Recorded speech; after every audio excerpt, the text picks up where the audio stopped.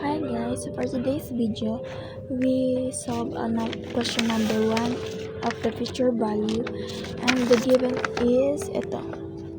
F R 1 plus I raised to n negative 1 divided I.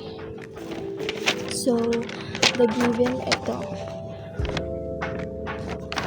R is 2,500, M2 is 4, M1 is 12, T is 4, N is 12 times 4 equals 48. So, I is 5, 0.05. So, let's solve I.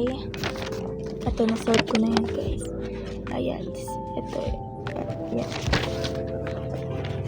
So, let's attach to calculator.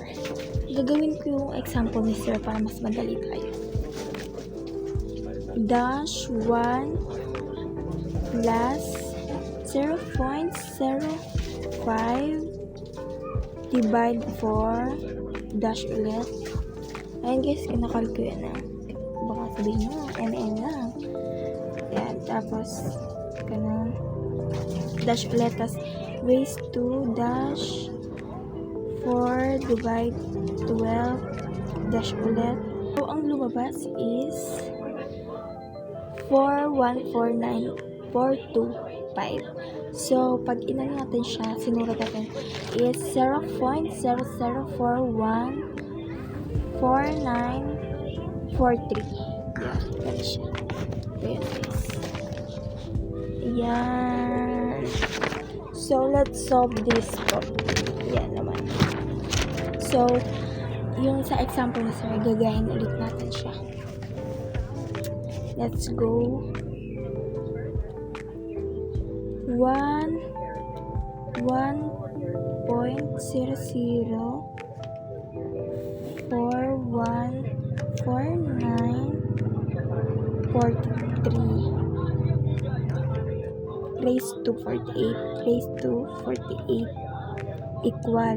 Pag in-equal na yan, so i-minus naman natin sa negative 1 equal ulit, tapos divide naman sa nakuha natin sa I 0.00414943 equal, tapos i-times naman natin sa 2,500.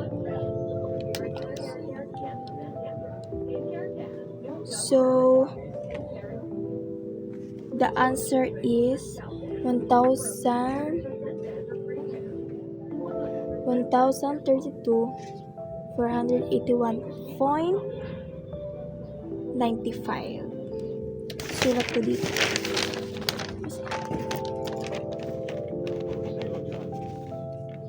132,481.95.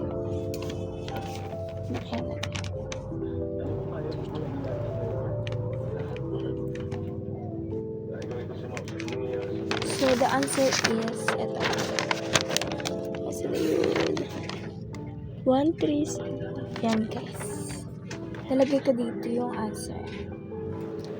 Thank you for watching. Bye!